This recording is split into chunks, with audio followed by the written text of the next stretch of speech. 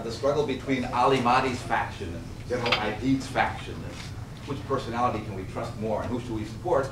Underneath it are these, who's gonna control the major outlets and ports along the coast between Mogadishu and Brava? Huh? Who's gonna have access? Because that's where all these foreign goods will come in, and goods will go out, and guns can come in and guns can go out.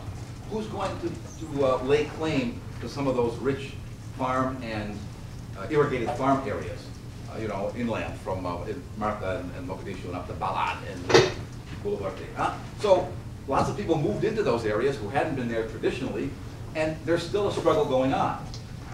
I would argue that there's going to be no long-term solution to the Somali crisis unless we really have some kind of a property and land claims process to go with it. You can bring 4 or 5 or 6 or 8 or 10 or 12 clans, sub-clans, sub-clans together, and you're going to share power. But the real issue is who's going to allocate, who's going to adjudicate the rights to land. And during the overthrow of Siad Barre and the years after that, lots of new groups moved into these areas and took over, displacing some of Siad Barre's friends and folks, and also displacing some local people who had been in that land even before Siad Barre was there.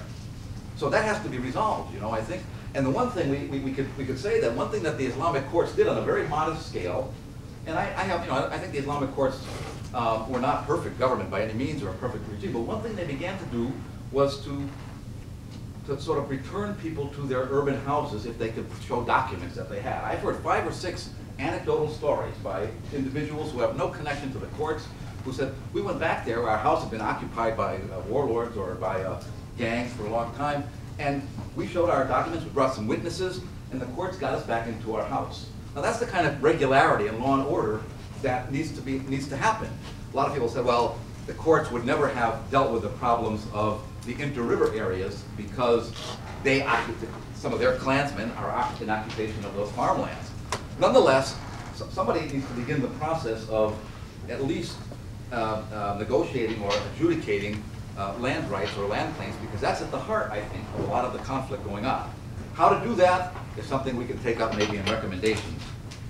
One final, just 1 minute lesson more. It's a more optimistic one.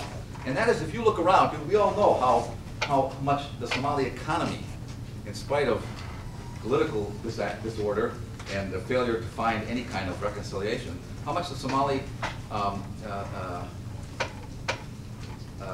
consumer economy has been flourishing, I mean, Kenya, just before the recent crisis in Kenya, a lot of the consumer goods sold there came from Somalia, across the border, brought from Dubai.